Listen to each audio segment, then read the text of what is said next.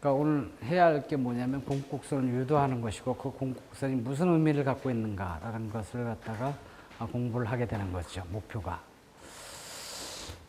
어제 공부한 게 완전 경쟁 시장의 균형이었었어요.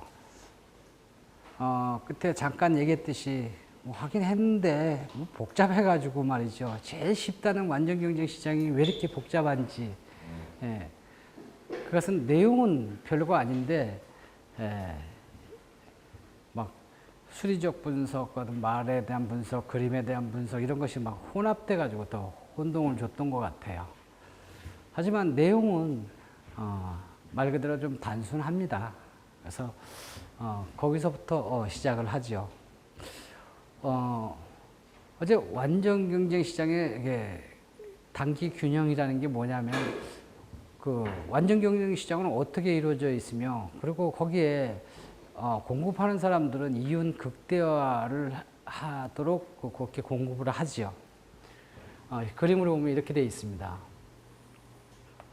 여기에 가격과 수량이 이루어지는데 완전 경쟁 시장은 공급자하고 수요자가 서로 만나는 곳에서 가격을 정하게 되어 있어요. 균형 가격, 균형 수량을 이루게 되겠죠. 근데 여기 공급자가 많죠. 수요자도 굉장히 많고요. 그래서 이걸 커피 시장이 됐을 때 아메리카노가 4,000원에 팔고 있고요. 여기에 10만 잔이 공급되고 있는데 10만 잔이 공급자가 한 1,000개의 기업이 움직여지는 그런 쪽이에요. 그래서 이걸 좀 정밀하게 보기 위해서 어떤 한 1,000개 기업 중에 하나 개별을 뽑아서 이 사람들은 커피를 얼마 파는가, 그리고 이익이 얼마큼인가, 얼마큼 생산하는가, 그것은 이윤 극대화하는 방향으로 갈 건데 그 사람들이 어떻게 이루어지는가라는 것은 그것도 그래프 하나로 볼 수가 있다는 거죠. 물론 여기 비용이 어떻게 되고 수익이 어떻게 되고 이윤 극대화하는 것도 할 수 있지만 그거 없어도 이게 다 분석이 가능하죠. 그래서 지금 어떤 한 개별 기업의 가격이 어떻게 움직여지는가라는 것을 한번 보는 거예요. 개별 기업 이 중에서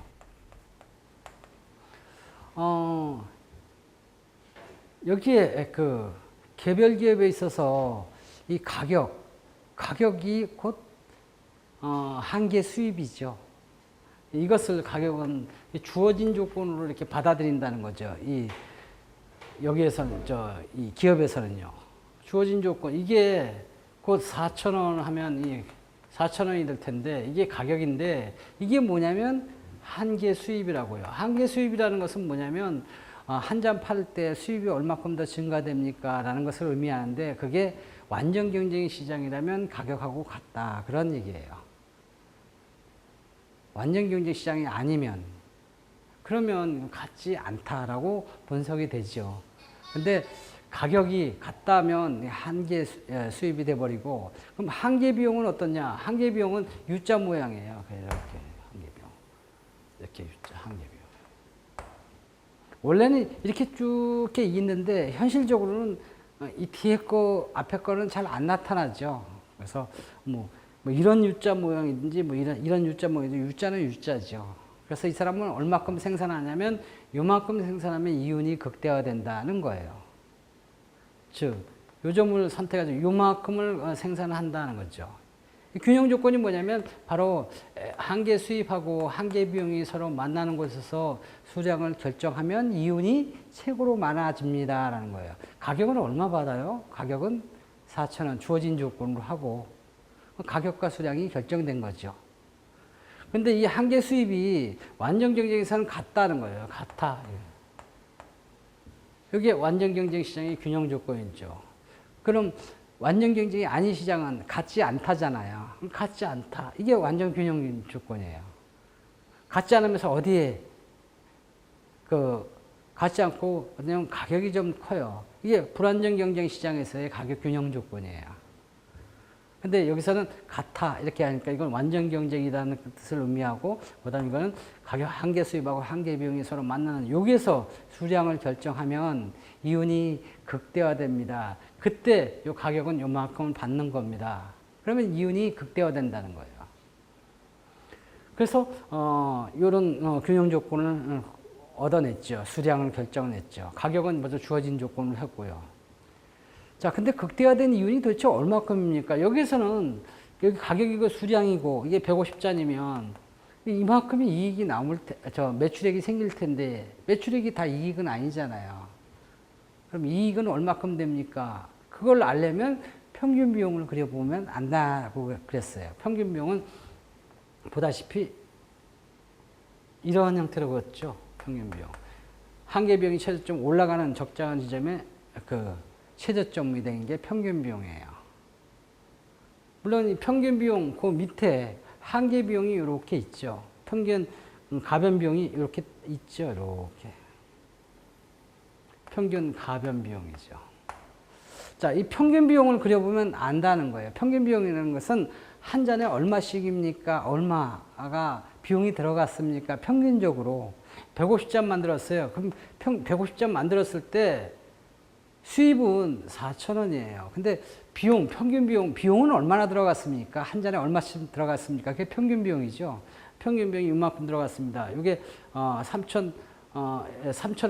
그럼 3,000원이면 그럼 이게 1,000원씩이죠. 1,000원씩 150잔 팔았습니까? 그럼 1,000원씩 이익이 남았군요. 거기에 대한 요 면적, 여기 150잔 팔았으니까 요 면적이 뭐냐면 1,000원 곱하기 150이죠. 요게 이윤이라고요. 근데 이 이윤은 극대화된 이윤으로 나타난다고요. 그죠? 극대화된 이윤은 극대화 원리에 의해서 낸 거죠. 이런 것을 이윤 또는 초과 이윤이라고 얘기해요. 이름을 이윤이라고 하기도 하고 초과 이윤 이런 용어를 써요. 안 그러면 이게 내용은 극대화된 이윤으로 인식이 되죠. 아무튼 이건 이윤은 이윤이에요. 이윤으로 나타나고 이게 매출액인데 이게 비용이면 이게 이윤이면 나머지 거 이 네모 밑에 있는 것은 그거는 비용이 돼 버리죠.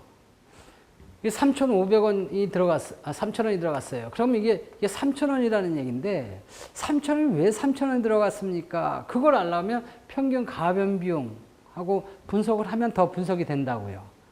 그죠?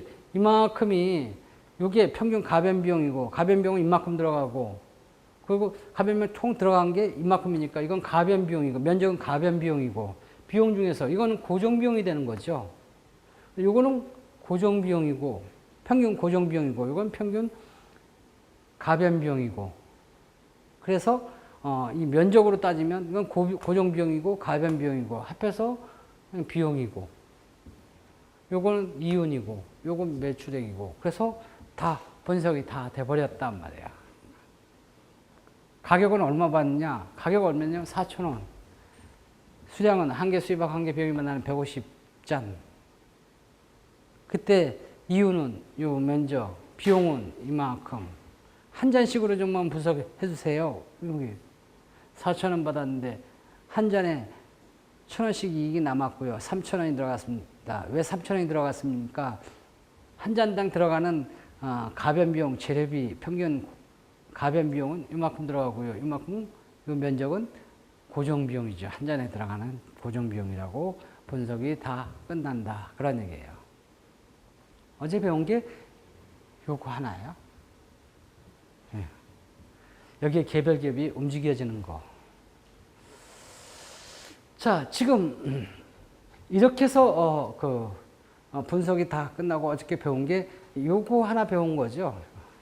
요거 하나 배운 거, 요거 하나 배웠는데 거기에 이윤이 극대화된 이윤이 얼마큼입니까? 평균 비용을 그려봄으로 해가지고 이자가 이익이 얼마큼 난다는 것을 전부 다 계산한 거죠. 어려울 거 하나도 없이 그냥 그대로 다 분석이 됐다 그런 얘기예요. 완전 경쟁 시장에 이 개별 기업은 이 기업이 혼자만 이렇게 움직이는 게 아니라 여기에 천개 기업은 다 이런 원리로 다 이루어집니다. 이 그림표가 이 안에 들어가 있다는 거예요. 그걸 증명을 해보려고 하는 거죠.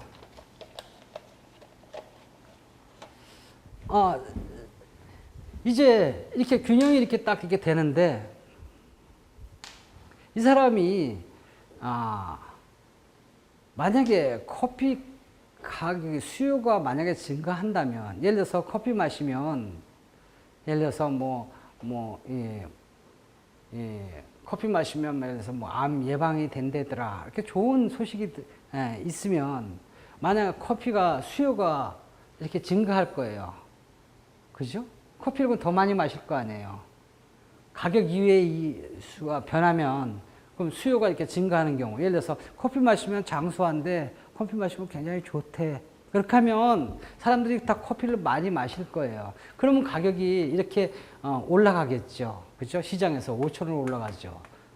만약에 가격이 5,000원이 된다 그렇게 하면 나는 몇 잔을 공급할까라는 거예요. 몇 잔을 공급하냐고요? 몇 잔을 공급하냐면 이 가격이 5,000원이 되면 이렇게 해가지고 가격하고 한 개 수입이 이게 올라간다고요. 이렇게 올라가서 그러면 여기에서 가격하고 한 개 수입이 만나는 이 점에서 만들면 내가 이윤이 극대화된다 그랬잖아요. 그럼 나는 요만큼 이게 5,000원이면 나는 요만큼 생산할 거예요. 이게 예를 들어서 200잔이다 그러면 200잔을 생산한다 그런 얘기예요.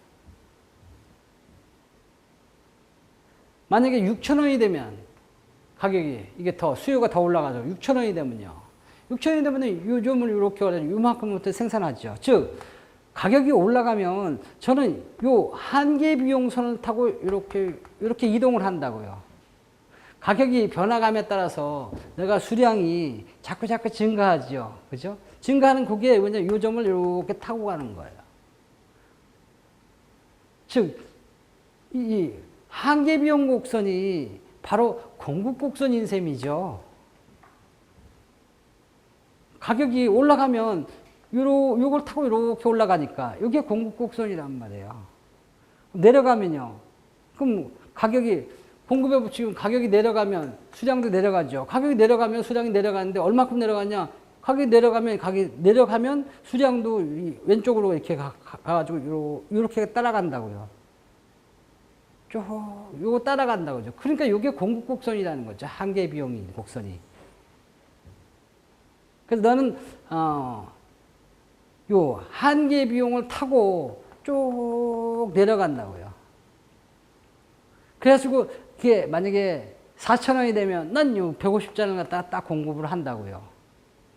5,000원이었을 때는 200잔 하지만 그러면 가격이 5,000원에서 4,000원 가격이 내려가면 그럼 여기서 이쪽으로 이렇게 이동해가지고 요 점에서 요 점으로 이동하는 점으로 돼버리죠.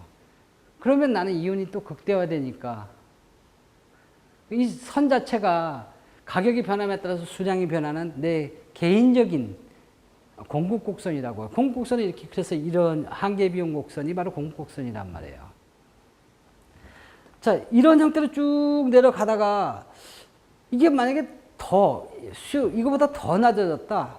이렇게 올라가는 게 아니라 만약에 이렇게 쭉 내려가지고 이 평균 비용 같이 요만큼까지 내려갔다. 예를 들어서 이만큼이 된다는 얘기는 예를 들어서 2,500원이라고 가정할게요. 요즘에 2,500원은 수요가 이렇게 굉장히 싹 낮아졌어요. 그럼 이게 여기에 보면 이게 3,000원이었었죠. 여기가 3,000원이었으니까 이게 3,000원까지 이렇게 내려갔다는 거죠. 자, 3,000원, 만약에 가격이 3,000원이 되면 나는 요만큼을 생산할 거예요. 요게 예를 들어서 120잔이라고 생각할게요. 자, 3,000원일 때 나는 120잔을 갖다 공급을 한다. 그런 얘기죠. 요거 타고 내려오니까. 그죠? 이게 밑으로 쭉 내려가니까.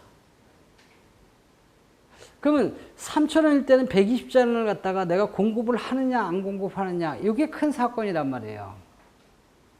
왜 그러냐면 내가 3,000원일 때 120잔을 공급을 하면 물론 120잔을 공급을 하니까 있죠. 이게 만약에 공급 곡선이라면 이게 나 혼자의 공급 곡선이라면 한양대 커피숍이 나 하나밖에 없다면 3,000원일 때 만약에 공급을 만약에 안 한다면 공급 곡선이 여기서 끝날 거예요. 이 밑에는 없을 거예요.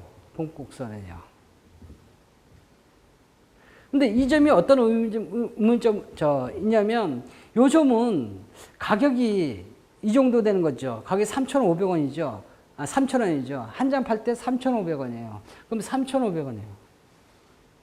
근데 가격은 3,500원인데 평균 비용이 얼마냐면 3,500원이에요. 비용이 얼마큼 들어갔냐면 3,500원 들어간 거죠. 그럼 이익이 남는 게 어디 있어요? 없다고요. 즉, 이 점이 뭐냐면 이윤이 하나도 없는 점이라고요. 소위 말해서 손익분기점이죠. 브레이크 이븐 포인트죠. 이익이 제로인 점이에요. 그러면 나는 3,000원일 때 나는 이익이 얼마큼 남냐? 120점 팔면. 그럼 그 가격이 바로 다 없어지기 때문에 그러면 나는 이익이 하나도 없는 상태죠. 쉽게 말해서 본전이다 그런 얘기예요. 자, 나는 이 커피숍을 열까 닫을까라는 그런 문제가 생기는 거예요. 왜 그런 문제가 생기느냐? 열까 닫을까라는 그런 문제가 생기는데 그게 굉장히 중요한 사건인데 만약에 연다 그렇게 하면 본전이라도 연다 그렇게 하면 120잔이 공급이 되죠. 그러면 120잔이 공급되면 수요를 할 거 아니에요, 누가. 그러면 한양대 근처에는 3,000원짜리 커피가 있다는 얘기죠. 몇 잔 파냐면 120잔만큼 팔죠. 공급국선이 존재한다는 거예요. 근데 내가 아이고 뭐 장사도 안 되는데 문을 닫아버렸다. 그러면 제로 안 팔게 되는 거죠. 문 닫아버리면요. 안 팔면 공급이 없죠. 수요도 당연히 없죠. 3,000원짜리 커피 파는 데가 있냐 없냐? 없다고요. 한양대 근처에는요. 없으니까 공급곡선이 이렇게 해가지고 여기서 딱 멈춰버린다고요. 공급곡선은 이렇게는 그릴 수 있지만 이 밑에는 없다라는 거죠. 그래서 여느냐 다느냐는 굉장히 중요한 사건이라고요. 자, 팔면 내가 본전이에요. 여냐 닫냐라는 거죠. 답은 반드시 연다는 거죠. 닫으면 큰 문제가 생기는 거예요. 그런 것을 좀 원론수지만 조금 한번 도식화해 가면서 한번 잠깐 보도록 할게요. 자, 여기 닫았을 경우와 열었을 경우를 둘을 비교를 하는 거죠. 그냥 연다 닫는 거 그걸 감각적으로 하는 거 아니란 말이에요. 자, 여기에 목표가 이익이에요. 자, 이 수입이 얼마큼 되는가? 그 다음 비용이 얼마큼 되는가? 비용 중에서 고정비가 얼마큼 되는가? 가변비가 얼마큼 들어가는가? 그리고 손익이 어떻게 되는가? 이런 것을 따져봐야죠. 그래서 유리한 것을 선택하는 거죠. 본전이니까 아이고 뭐 해도 되고 안 해도 되고 뭐 짜증나는데 비 오는데 문 닫아. 그렇게 해서는 안 된단 말이에요. 여기서의 답은 비가 오나 눈이 오나 반드시 열어야 된다는 거죠.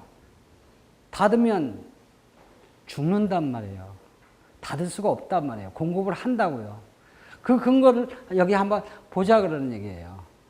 자, 만약에 열었다면 난 수입이 얼마큼 생기느냐? 3,000원씩이죠. 그죠? 한 잔에 3,000원씩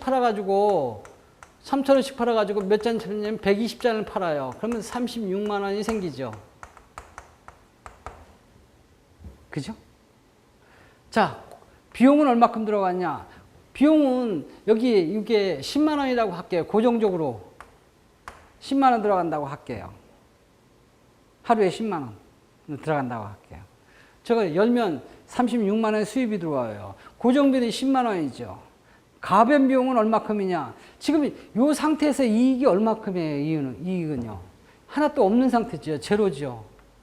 그럼 이 가변 비용은 얼마였었냐면 이거는 26만 원이라는 답이 나와요. 그죠? 36만 원 수입해가지고요. 고정비 10만 원 들어가고 가변비 26만 원 들어가가지고 토탈 합계가 36만 원 들어가서 남는 게 하나도 없어요. 이게 열었을 때 손익분기점이라고요. 닫죠? 닫으면 수입이 얼마큼이냐? 수입은 하나도 못 팔았죠. 제로죠. 뭐. 그러면 고정비는 얼마냐? 임대료 같은 경우죠. 가게 문 닫으면 임대료 안 내요? 내죠. 그죠? 고정비 10만 원 내야 돼요. 가변비는 재료비는요. 그럼 하나도 안 팔았으니까 재료비 하나도 안 들었죠. 뭐. 그럼 손해는 얼마야? 비용이 10만 원이 났단 말이에요. 고정비만큼 마이너스 10만 원이 났다고요. 열면요. 본전이에요. 닫으면요. 10만 원씩 손해예요. 한 달 동안 계속 10만 원씩 가지고 한 달 동안 한다 하면 300만 원 손해죠. 300만 원 내가 손해보고 내가 그 가게 문 닫고 휴가나 갈란다. 말이 300이니까 그렇죠. 이게 단위가 많이 아니라 큰 회사라서 억 원이라고 생각해 보세요. 하루에 10억 원씩, 한 달에 300억 원씩 한번 적자 나고 한번 휴가 한번 가볼래요? 안 되죠, 그죠? 그래요. 이런 상황이 벌어진다고요. 이런 상황이 벌어져서 결과는 어떤 문제가 생기냐, 여냐 닫냐, 반드시 연다는 거예요. 닫으면 큰일 난다는 거죠. 그래서 이 사람은 연다는 거예요. 열면 어떻게 된다는 얘기냐, 열면 이만큼의 커피가 3,000원짜리 커피가 있다는 거예요. 얼마큼 있느냐, 120잔이 공급이 돼요. 공곡선이 존재한다는 거죠. 가격이 더 떨어졌어요, 이만큼이요. 이렇게 3,000원이 아니라 여기 보면 2,500원이 됐어요. 자, 2,500원일 때 여기 만약에 100잔이라고 할게요. 자, 2,500원에 100잔을 갖다가 공급하느냐 안 공급하느냐 하는 거죠. 공급한다 이렇게 하면 여기 공급곡선이 2,500원 이렇게 있으면 2,500원이면 여기 공급곡선이 이렇게 나오겠죠. 그죠? 여기서 끝나는 게 아니라 여기서부터 시작하겠죠. 그죠? 근데 문 닫으면 이거 없어요. 이걸로 끝난다고요. 근데 요점에서 여느냐 닫느냐라는 문제죠. 요점이 만약에 A점이라고 가정할게요. 자, 이 점 상태에서는 어떤 상태냐면, 자, 수입이 2,500원이 한 잔 팔면 2,500원이 들어와요. 근데 이게 2,500원 갖고 뭘 하냐면, 여기에 가변 비용은 다, 재료비는 다 내요. 그런데 고정비가 이만큼인데 고정비에 다는 못 주고요. 일부만 딱 주고 나머지 요만큼은요.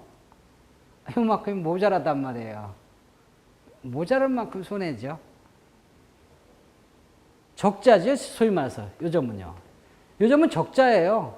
비용이 위에 있으니까 한 잔 팔면 수입은 2,500원인데 비용은 3,000원이 난다고요. 500원만큼 적자가 난다고요. 자, 이 적자 나는 기업, 적자 나는 커피숍, 이거 문 열을까 닫을까라는 거예요. 사업하면 적자예요. 적자 나는 걸 왜 하냐 말이에요. 적자 나는 거 하냐 안 하느냐라는 문제죠.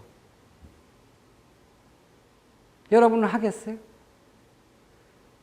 문제의 답은 반드시 연다는 거예요. 여기다 적자 나도 한다는 거예요. 안 하면 더 죽는다는 거죠. 자, 그거는 여느냐 닫느냐를 갖다가 해봐야죠. 오픈했을 때, 이게 오픈했을 때 A점에 있어서의 그 손익을 한번 따져봐야죠. 문 닫아버리죠. 닫으면 이런 형태를 가지고 10만 원씩 손해예요. 닫으면 간단해요. 열면요. 수입이 얼마냐면 여기 아까 2,500원이라고 그랬어요. 그럼 2,500원이죠. 2,500원씩 100잔이에요. 그죠? 100잔이었었죠. 그럼 25만 원이 수입이 돼요. 고정비는 열면 임대료 10만 원 내야 돼요. 그죠? 그런데 한 5만 원씩 손해가 나는 거죠. 가변비가 한 30만 원 정도 되나 보죠? 그럼 가변비 한 30만 원 되니까 이게 가변 비용이 한 20만 원 되나 보죠? 그러니까 요게 25만 원 벌어 가지고 가변비는 다 건졌어요. 재료비는 다 건졌는데 그럼 5만 원이 남죠. 5만 원 갖고 고정비를 주려고 보니까 이거 반밖에 안 돼, 이거. 손이 모자라죠. 그래서 그만큼 모자란 만큼 손해나는 거죠. 이건 마이너스 30이고 이건 25만 원이니까 이건 5만 원 손해나는 거예요. 그게 이런 시점이죠. 시점이.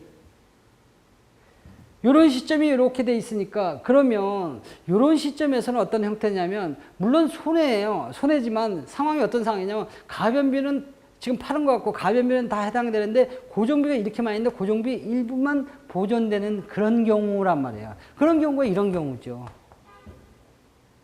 그래서 닫으면 10만 원 적자고요. 열면 5만 원 적자라고요. 자, 이럴 때 열까 닫을까라는 거예요. 닫을 수가 없지요. 닫으면 더 손해나는 거죠. 이거는요, 적자예요. 그래도 연단 말이에요. 연다? 연다는 얘기는 100잔이 공급된다 하는 거예요. 근데 얼마예요? 2,500원이에요. 2,500원에 공급을 한다는 얘기는 누가 사먹는다는 얘기죠? 수요가 있단 말이에요. 즉, 공급곡선이 어디 가냐면 이렇게 있으면 2,500원의 공급곡선이 여기는 존재한다는 거죠. 공급곡선이 여기까지 간다는 거예요. 닫을 수가 없어요. 그런 기업들 많습니다. 그런 식당들 많습니다. 작년에도 적자예요. 올해 내내 적자예요. 작년에 한 이렇게 연간 10억 원 적자 났어요. 지금 현재까지 적자가 얼마큼 나 있냐? 1월서부터 6월까지 적자가 6월 말까지 적자가 뭐 한 7만 원 난 것 같아요. 그러면 앞으로는 어떻게 적자 날 거냐? 12월까지 올해는 그러면 어떻게 적자가 얼마큼 될까? 작년에 10억 원 적자 났는데 올해는 토탈 적자가 한 8억 날 것 같아요. 그럼 내년에는 좀 나아지겠습니까? 내년이요. 내년 한 10억 적자 날 것 같은데?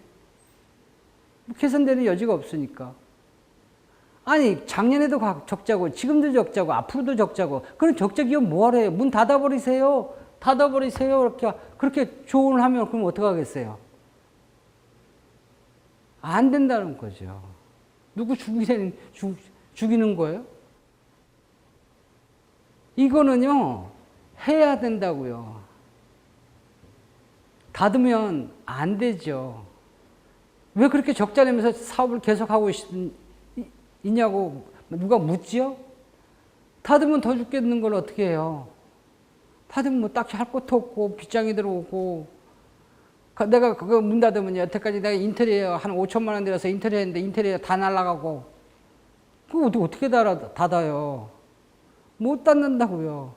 그런 기업들 많다고요. 그런 식당들 많다고요. 계속 적자면서도 앞으로도 적자가 예상되면서도 왜 문을 못 닫냐고. 죽지 못해서 사는 거예요. 또 그렇게 우리가 계속 해야 되겠습니까? 안 되겠습니다. 그렇게 물으면요. 그냥 찾는 데까지 참아보세요. 지금 뭐 문 닫으면 더 죽어요. 라고 얘기를 해야죠.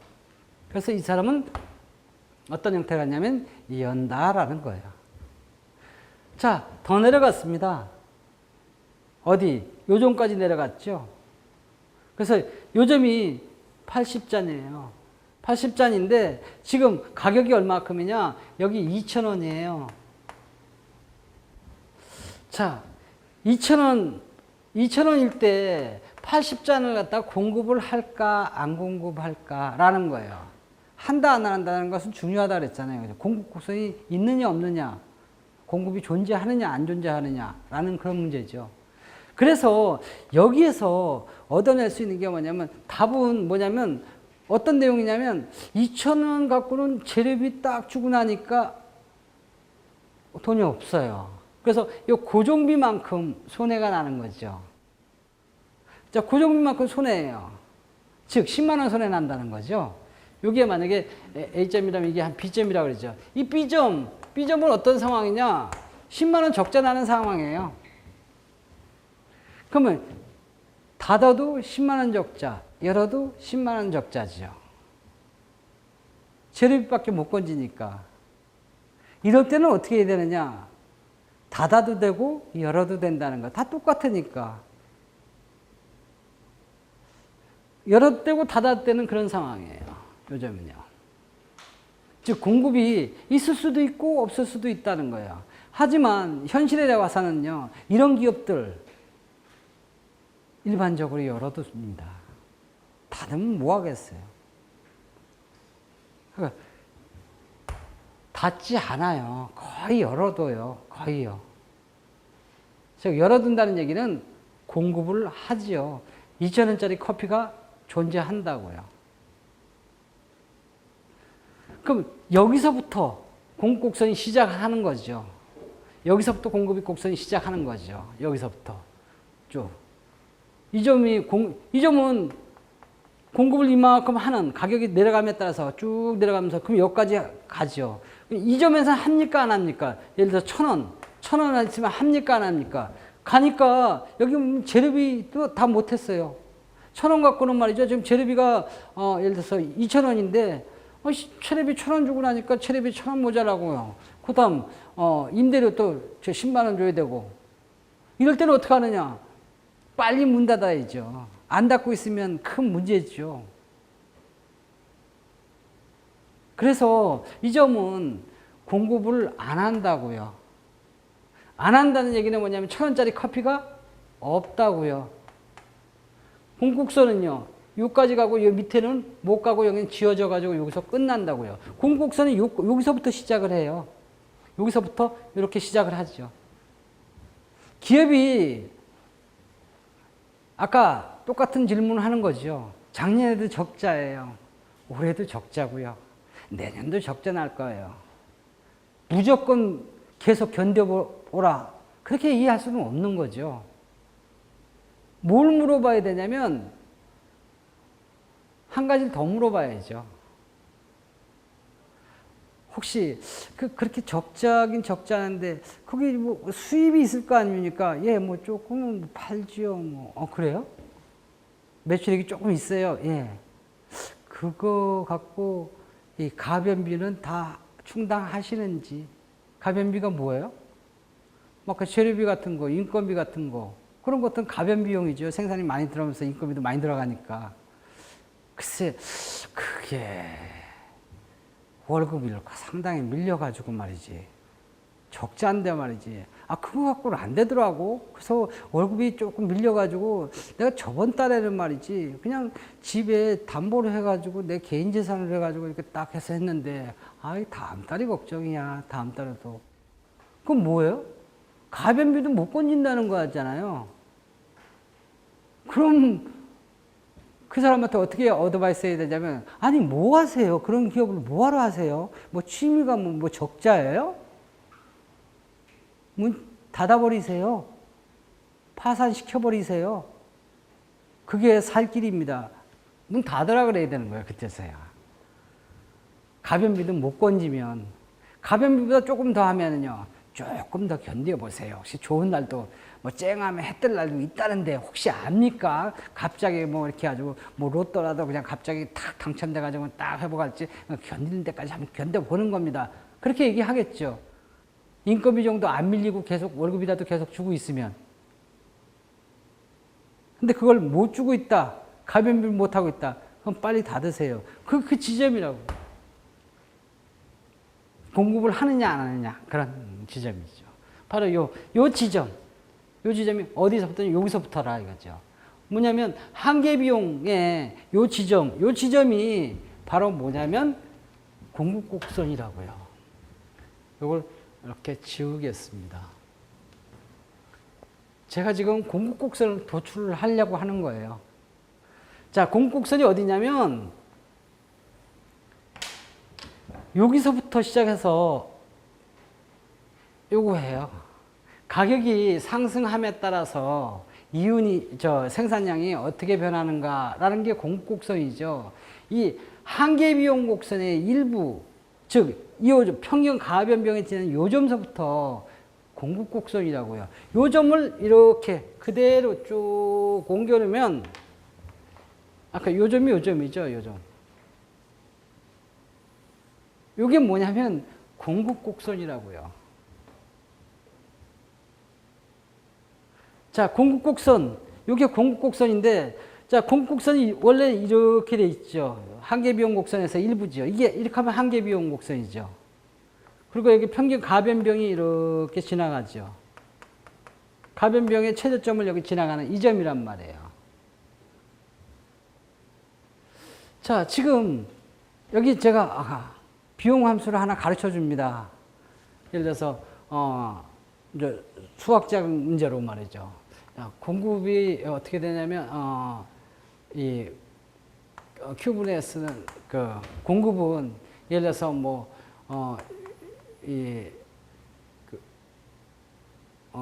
공급곡선에 이제 비용 함수를 이제 가르쳐 주죠. 비용 이렇게. 비용은 AQ의 3승 플러스 B의 제곱 플러스 CQ 플러스 D입니다. 나의 그 비용은 어떻게 되냐면 가변비요, 고정 비용이 이만큼 됩니다. 자, 공급곡선을 구하세요. 아니, 비용 하나 주고 무슨 공급곡선을 구하라고 그래요?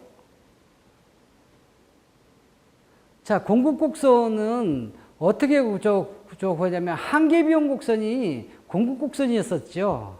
그죠? 그러면 한계비용 곡선이 공급곡선이란 말이에요. 근데 한계비용 곡선이 뭐냐면 한계비용은 뭐냐면 이게 미분한 거죠. 이렇게 미분한 게 한계비용 곡선이죠. 한계비용 곡선은 뭐냐면 3AQ의 제곱 플러스 2BQ 플러스 C예요. 이게 한계비용 곡선이에요.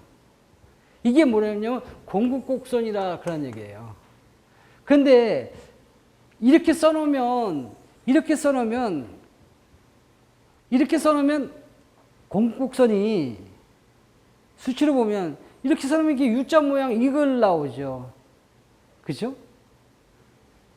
이렇게 써놓으면 이게 한계비용 곡선이지 공급곡선은 아니라고요. 공급곡선은 뭐냐면 이 한계비용 곡선의 일부지요. 일부는 뭐냐면 요 최저점, 평균 가변비용의 최저점 여기서부터 시작해가지고 요 최저점에 해당한 여기서부터 시작해서 요게 만약에 평균 가변비용의 최저점이라면 평균 가변비용의 최저점보다는 Q가 이렇게 큰 상태죠. 이게 만약에 아까 80잔이다. 80잔이 넘어가는 거죠. Q는 여기 단서를 갖다 붙여놔야 되는 거죠. 80잔이 반드시 Q보다 커야 될 거. 이렇게 단서를 붙여놓으면 공급곡선이죠. 그 요점이 뭐냐, 요점이 뭐냐면, 평균 가변비용의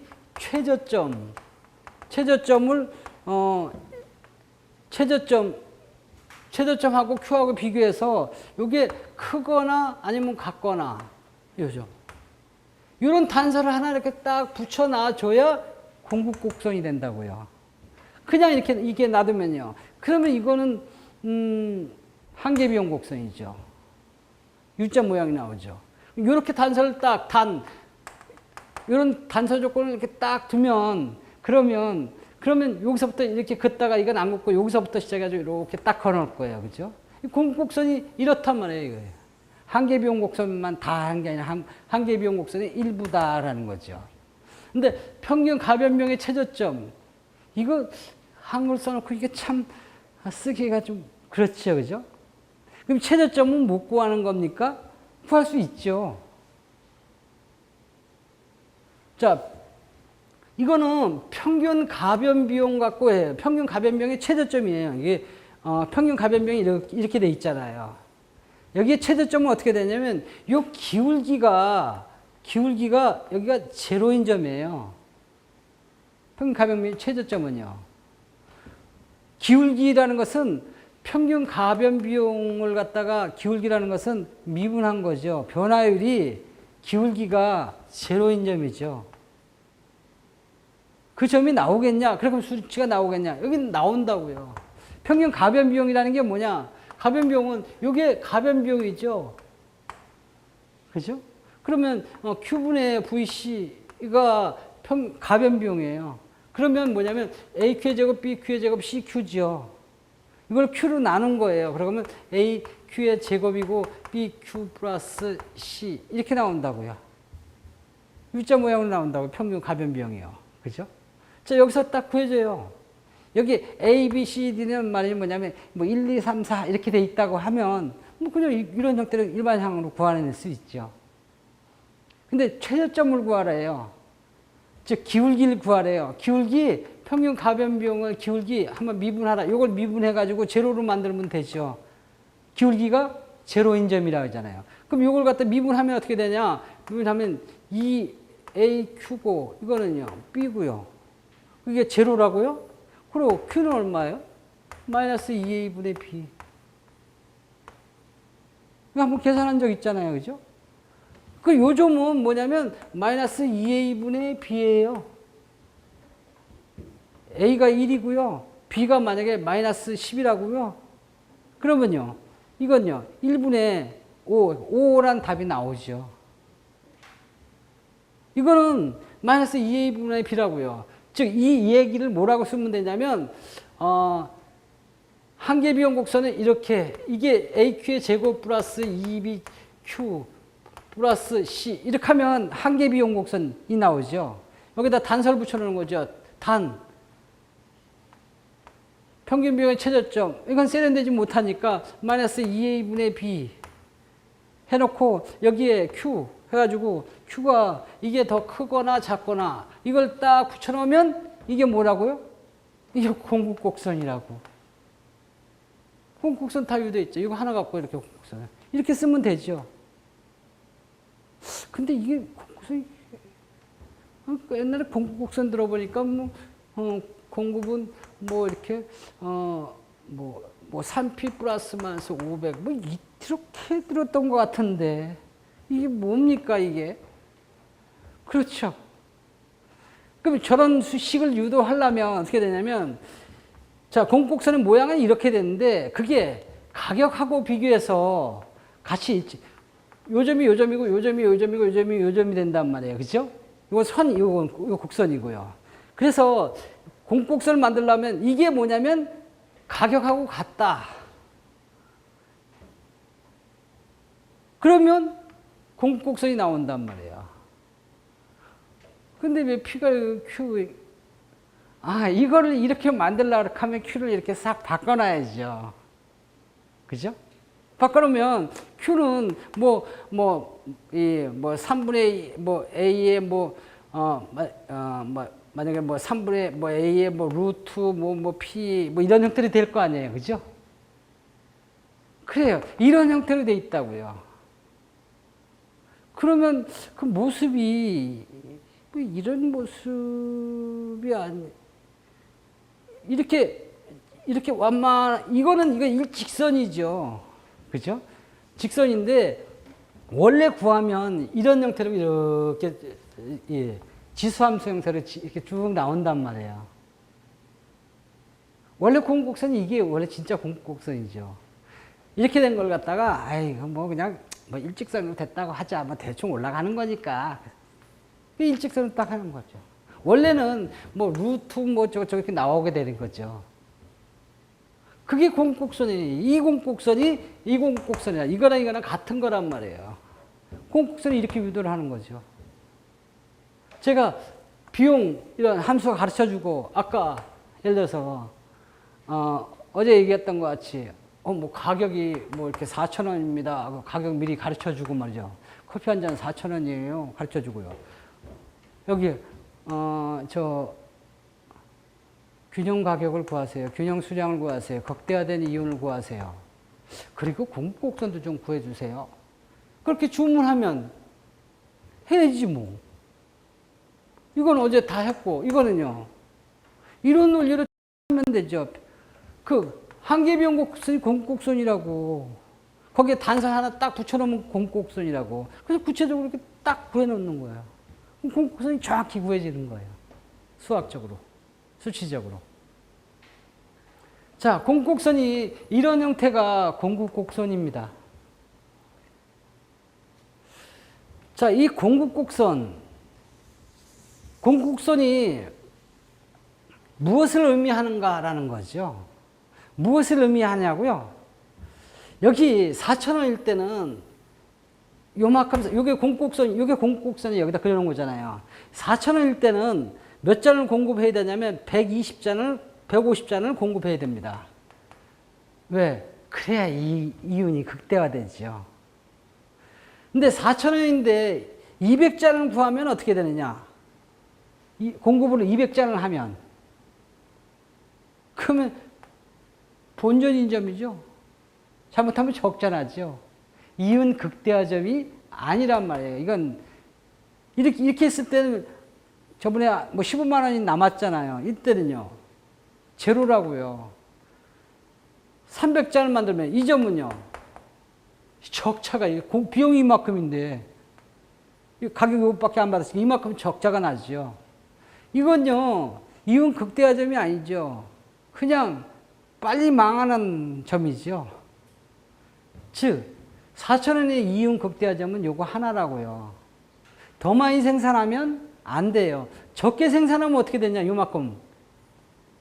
생산하면 이건 본전이죠. 더 적게 생산한다. 더 적게 생산한다고요?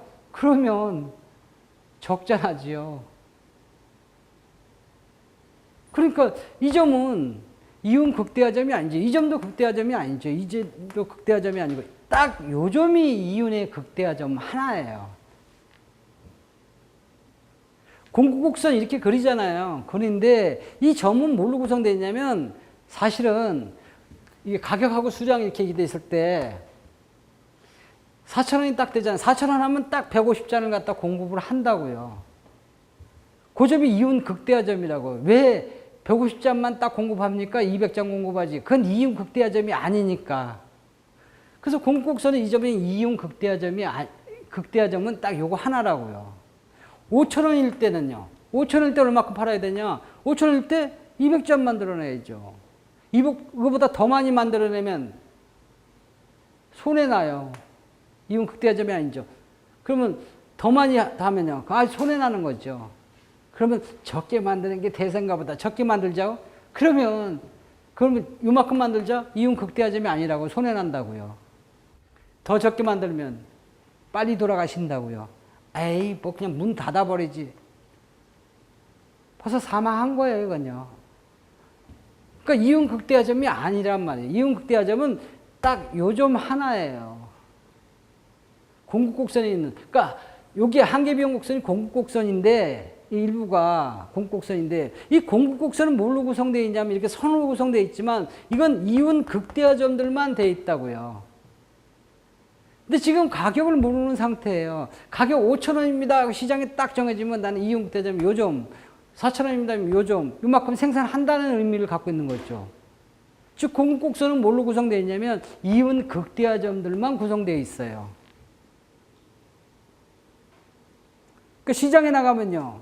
수요자가 있죠. 수요는 효용 극대화를 점을 그리고 있죠. 공급자는요. 공급곡선이 그냥 이윤 극대화점이라고요.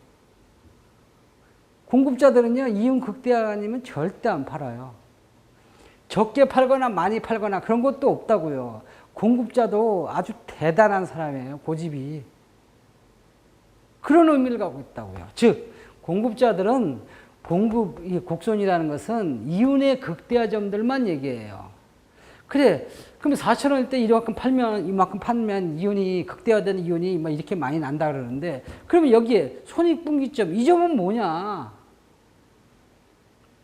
이 점도 이윤의 극대화점이라고요. 근데 극대화되는 이윤이 얼마냐? 이윤이 제로인 점이라고요. 더 많이 팔지요? 마이너스로 나와요. 적게 팔지요? 역시 마이너스로 나와요. 그래서 이 점은요. 가장 이윤이 많은 점이죠. 그럼 많은 이윤이 얼마입니까? 본전이요. 본전인 점이죠.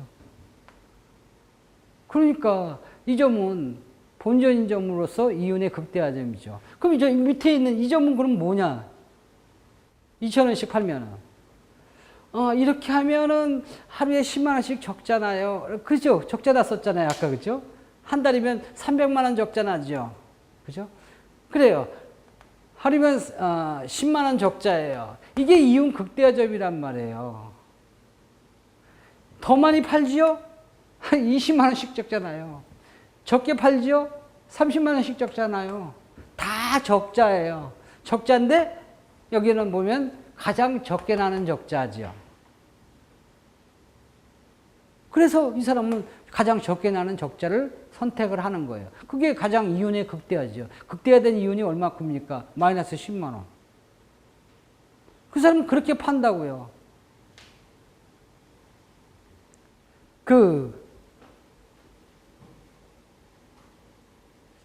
시장에 가서 장사꾼들이 이거 완전히 미치게 파네, 밑주고 파네. 다 거짓말이라고요.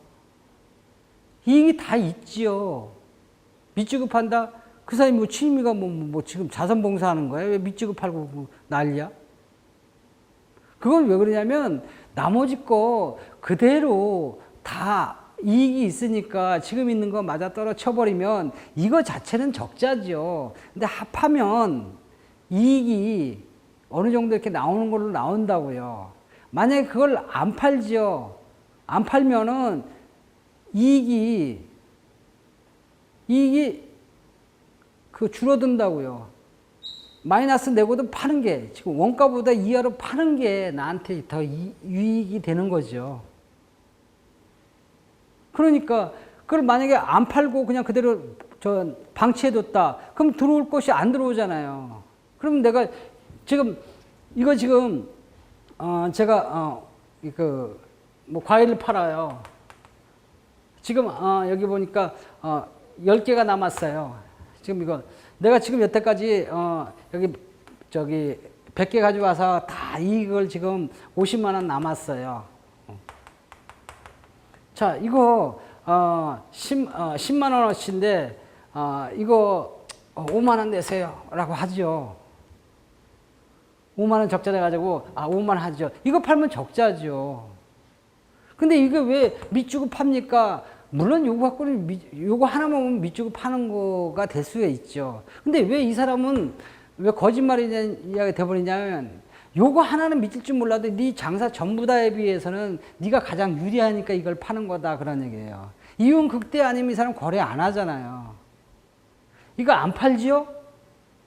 안 팔면 그러면 이제 적자가 얼마큼 나냐면 안 팔면 그냥 이익 50만 원으로 딱 끝난다고요.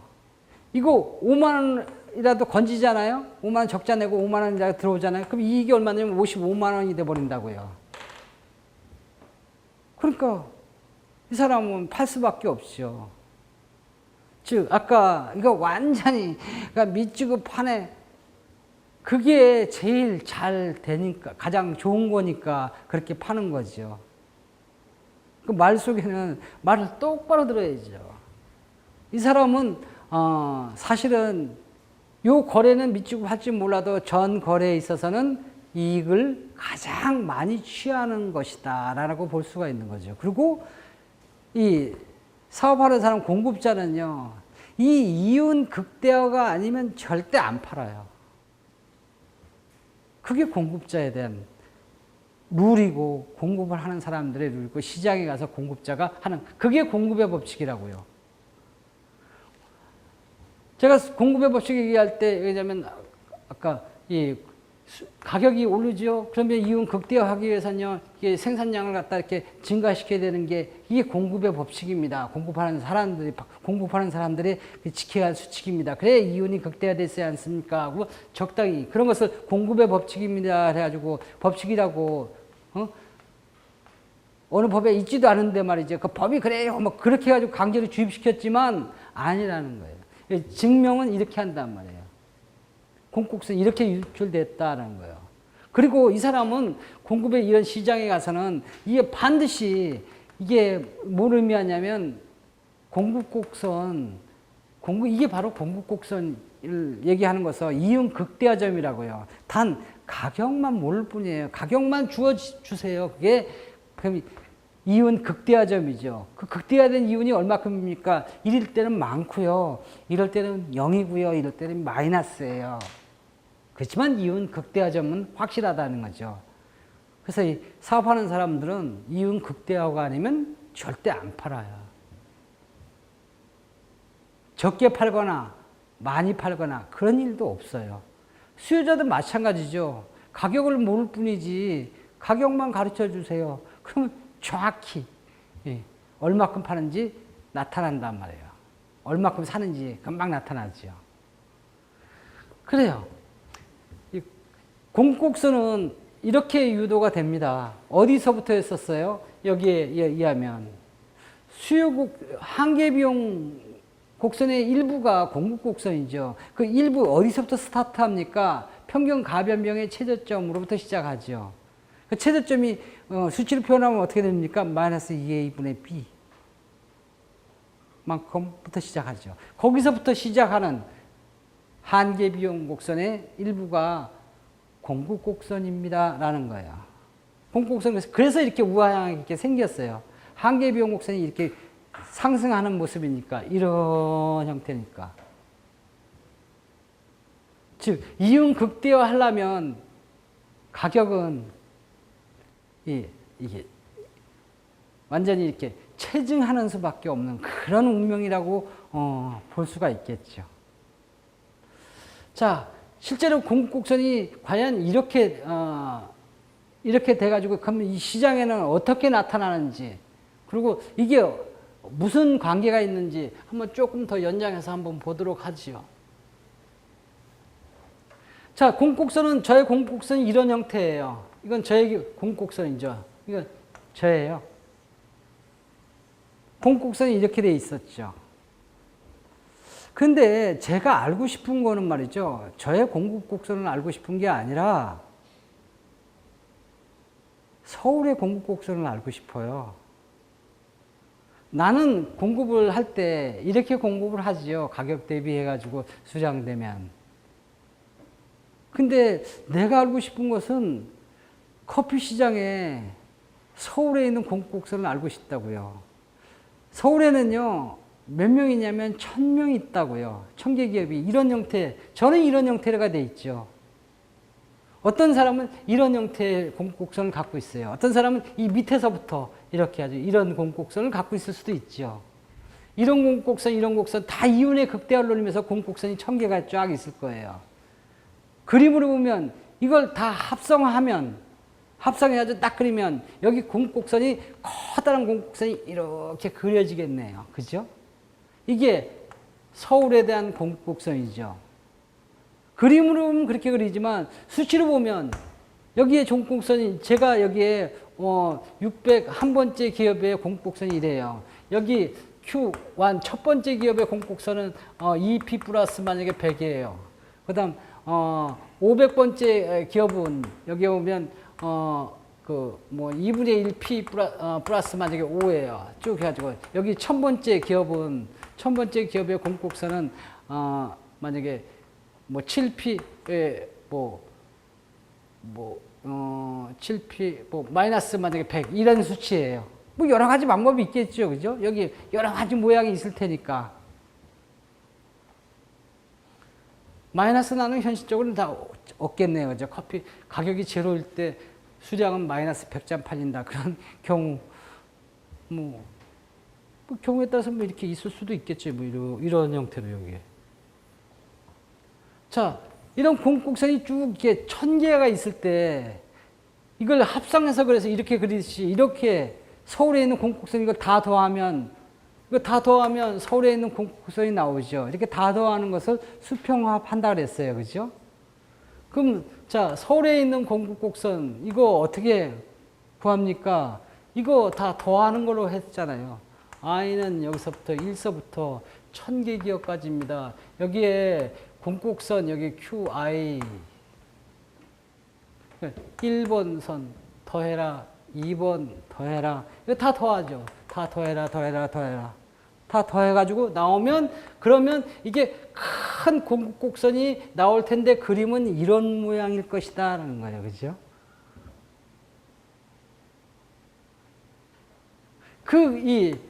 이 큰 공급곡선이 요거라고요.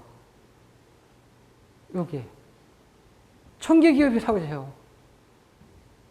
이거 뭘로 되냐면 1서부터 i는 1서부터 1000까지 되어 있는 여기 공급곡선이 지금 있는 걸, 여기에 있는 큰 공급곡선이 이걸로 구성되어 있다고요.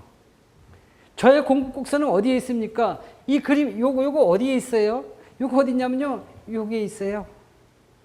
딴 사람은요, 여기 다 이거 오므리고 다 있죠. 이걸 다 합성해서 그린 게 이거죠. 수요는 여기 있고요. 여기에 10만 잔이 공급되었다고요. 10만 잔 중에서 제가 150잔 공급했어요 라는 거예요. 여기서부터 여기까지, 여기 150잔이거든요. 이거 제가 공급한 거예요 라는 거예요. 나는 이 속에 일부에 들어가 있죠. 공급한 거예요. 저는 여기 1000개 기업 중에서 일부에 들어가 있단 말이에요. 이거는 큰 시장이에요. 1000개 기업이, 이 공급국서는 1000개 기업으로 구성되어 있는 것을 다 파놓은 거예요. 1000개 기업이 어떻게 움직여지는가 같이 움직여지는 그 속이죠. 그 속에 내가 있어요. 위치로 본다면 여기에 있겠죠. 그림으로 본다면 여기에 있는데 이 1000개 속에, 이게 1000개 기업 속에 제가 이 1000개 기업 속에 이 안에 저 이러고 있어요. 그러니까. 번호로 따지면 몇 번이에요? 601번입니다. 그 사람이 내가 이 안에 들어가 있는 거죠. 여기 들어가 있는 사람을 너 의사결정을 어떻게 자세히 보니까 이렇게 운영을 하는 거예요. 개별 기업에서 자 이렇게 결정하는 거죠. 거기에 여기 공국선, 여기 공국선, 여기에 제가 요 안에 들어가 있죠. 그러니까 저는 큰 그림으로 보면 요 안에 있어요. 안 보여서 그렇지. 이 안에는 들어가 있고 1000명 중에 한 명에 들어가 있고 여기에 이 10만 정 공급한다. 거기에는 제 이윤 극대화되는 그 잔수가 150잔이 이 안에 들어가 있다는 거죠. 어떤 사람은 기업 규모가 커서 이윤 극대화하는 게 나는 150잔인데 어떤 사람은 500잔인 사람도 있죠. 어떤 사람은 이윤 극대화잔이 50잔이라는 사람도 있겠죠. 그래서 이런 사람들이 1000개 기업이 다 모여서 만들어진 게 공급한 게 10만 장 공급을 한다 그랬잖아요. 그중에 저는 그 일부라고요. 공급 속에는 내가 일부가 들어가 있고요. 그 속에 이렇게 있는 거죠. 이렇게 수요와 공급 속에 여기에 있는 거예요. 자, 1000명이 다 이렇게 우상향한 공급을 갖다 공급곡선을 그리면서 공급을 하겠죠. 어떤 사람은 요 밑에 있기도 하고요. 어떤 사람은 약간 위에도 있고요. 저는 아까 2200원을 못하는 이런 공곡선을 그리기 있겠죠. 이런 공곡선을 이렇게 그리기 있겠죠. 어떤 사람은 1000원 이하도 팔 수 있는 그 공곡선이 있다고요. 임대료가 싼데 이런 데는요. 여기서부터 있겠죠. 그러니까 이 공곡선은 저는 여기에 공곡선에 기여를 못하지만 1000원짜리에 있는 가격에 있는 공곡선을 파는 데는 공곡선이 여기 있다고요. 여기는 내 거가 포함되어 있지 않죠. 공곡선 이 속에 그러니까 내가 이 안에 들어가 있는 거예요. 그 중에 일부로 구속세 원리죠. 이 사람들 세금을 매겨요. 이 사람들 세금을 매겨요. 이 사람은 소득이 생긴 거잖아요. 이만큼 생겼잖아요. 이 사람의 세금 거의 한 20%를 매겨요. 그런 세금이 뭐냐면 소비자한테 매기는 부가가치세예요. 소비세예요. 대표적으로 부가가치세죠. 이 사람들 세금을 매긴다고요. 왜 세금 매겨요? 소비하니까? 소비하는 게 무슨 죄라서? 아니, 소비하기 때문에 나빠서 세금을 걷는 게 아니에요. 소비하는 게 뭐가 나빠요? 내가 돈을 벌어서 그 돈 갖고 세금 내고 나머지 그 돈 갖고 물건을 샀는데 그러면 거기다가 세금 떼고 난 나머지 돈에다가 또 물건 사가지고 하면 거기다가 또 세금을 또 매겨버리면 난 이중과세죠. 그죠? 세금 내고 난 나머지 갖고 물건 사가지고 했는데 거기다 또 세금 매우면 세금 매기다 또 세금 매기고 난 세금만 내나? 그래서 세금 매기는 게 아니고 세금을 낸 이유는 뭐냐면 소득세를 매기는 이유는 이 소비하는 게 미워서 그런 게 아니라는 거예요. 자원을 소비하니까 너 천하에 죽일 놈이다 라고 해가지고 벌칙으로 해서 매기는 게 아니고 소비를 하시잖아요. 소비하면 소비자 잉여가 생기거든요. 기분이 좋아지시거든요. 그 돈으로 환산하면 이만큼 생기신다고요. 그래서 너 소비자 잉여가 생기니까 그것도 소득이 생기니까 너 세금 내라 이거예요. 그 세금을 턱 붙여버리는 거예요. 근데 왜 소비세, 부가가치세 왜 10%입니까? 여기 20%고? 이건 뭐 봐주는 거예요? 아니에요. 이 사람은 여기에 이익에 대해서 20%를 붙이지요. 비용을 뺀 나머지에서 20% 보죠. 근데 부가가치세는 어떻게 보냐면 요 원래 이익에 대해서 이렇게 뭐 해야 되는데 이 이익을 계산하기가 좀 어려워요. 그러니까 물건 사는 가격에다가 붙여놔요. 물건 상값에서 판값을 갖다 이렇게 판값에서 상값을 하면 나머지가 이익이잖아요. 그죠? 이게 여기에 얼마큼 돼서 세금을 붙여야 되잖아요. 근데 이 사람이 한쪽을 몰라. 너 효용이 얼마나 돼? 몰라. 왜냐면 많다고 하면 세금 많이 매길 거니까. 그러니까 안 가르쳐 줘요. 몰라. 그러니까 이게 대충 그냥 그러니까 물건값 보고 물건이 얼마야? 얼마짜리 샀을까? 저 100만 원짜리 샀어요. 100만 원 샀어. 그거 말이지 효용이 대충 한 20% 정도 이렇게 되게 하려면 그러면 어떻게 해야 되느냐? 이게 그러면 그거는 물건값에 한 10% 붙이면 되게 그 정도 나올 걸. 그래서 아예 그냥 이 판값에다가 그냥 상값에다가 그냥 턱 가격에다 붙여버리는 거예요. 10%. 그러면 차익 이게 한 20%를 붙인 거다라고 계산이 되니까 10% 붙여놓는 거예요. 뭐 그 소비자가 이뻐서 10% 붙여놓는 건 아니죠. 그런 원리로 조세 원리로 해서 10% 소비세를 붙여놓게 됐죠. 자, 소비세 여기는요. 여기는 소득세 다 하게 되는 거죠. 그래도 이 사람들은 행복해요. 왜요? 시장에 안 갔으면 뭐 그런 것도 없었지만 이익도 없었죠. 하지만 이렇게 떼고도 80%가 남았잖아요. 80%가 어디예요? 그 맛에 세금은 뜯겼지만 뭐 다음을 또 기약할 수도 있고 80%를 벌었으니까 얼마나 좋으냐. 기분 좋게 간다고요. 여기 소비자도요. 그래도 이만큼 남은 곳에서 10% 떼갔으니까 뭐 20% 떼간 셈이죠. 가격이 한 10% 부담해도 기분 좋다고요. 그래가지고 내가 만약에 뭐 이런 맛있는 뭐 음료수를 먹었다, 뭐 아니면 뭐 한우를 샀다.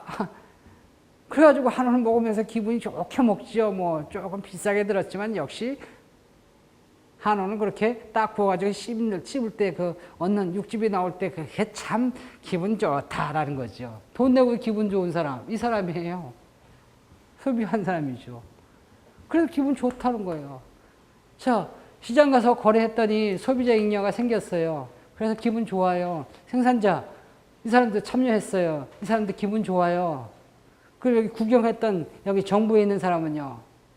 기분 좋지요. 왜? 이 양쪽에다 딱 돈 뜯어놓으니까 나도 수입이 괜찮거든.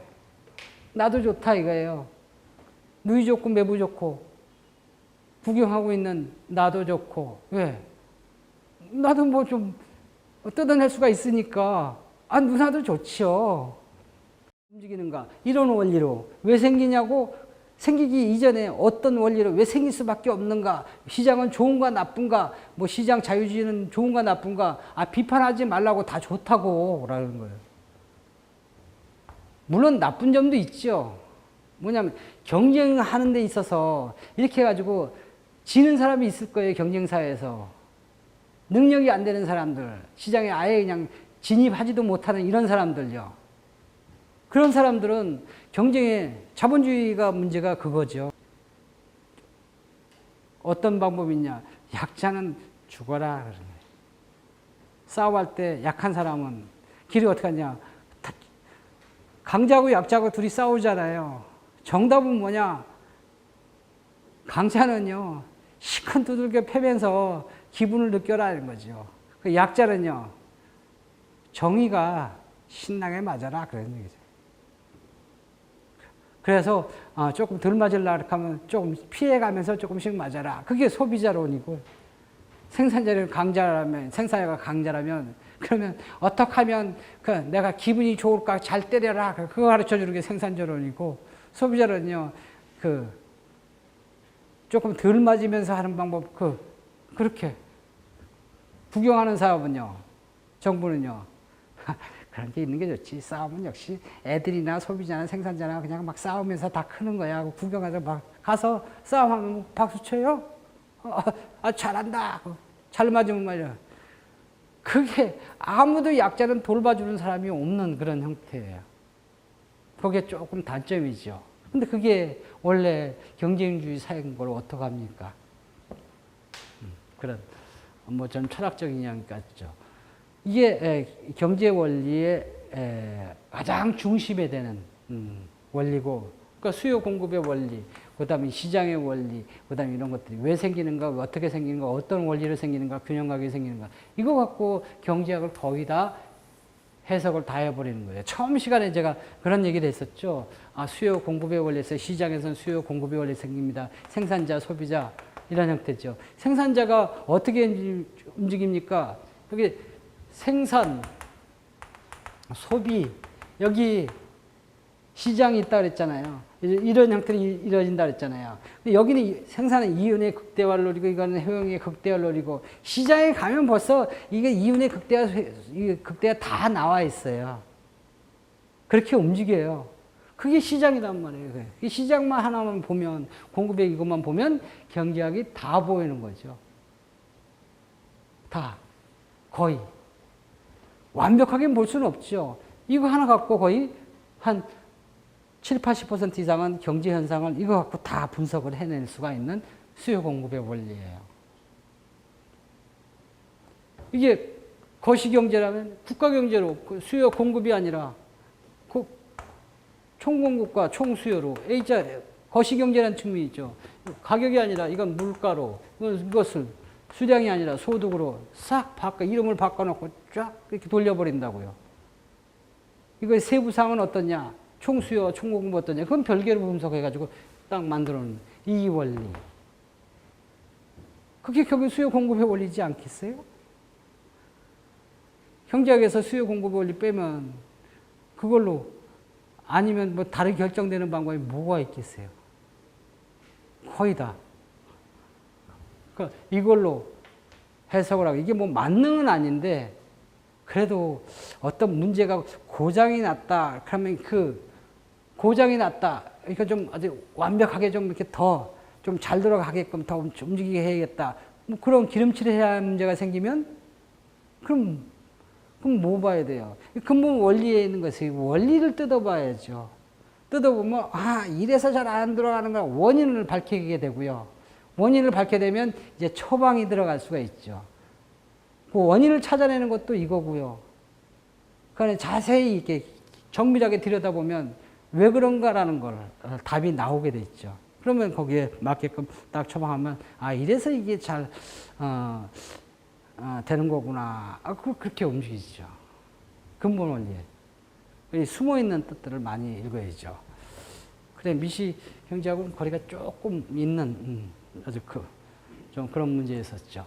오늘은 그래서 이 공급국선의 유도와 의미 이런 문제를 봤고요. 완전 경쟁 시장을 통해서 시장을 한번 쭉 봤어요. 오늘 수업은 여기서 끝내고요. 내일은 완전 경쟁이 이런 경쟁이 있을 때 장기로 가면 어떻게 될까라는 그런 문제를 한번 다루도록 하겠습니다. 그래요. 오늘 수업은 여기서 끝내겠습니다.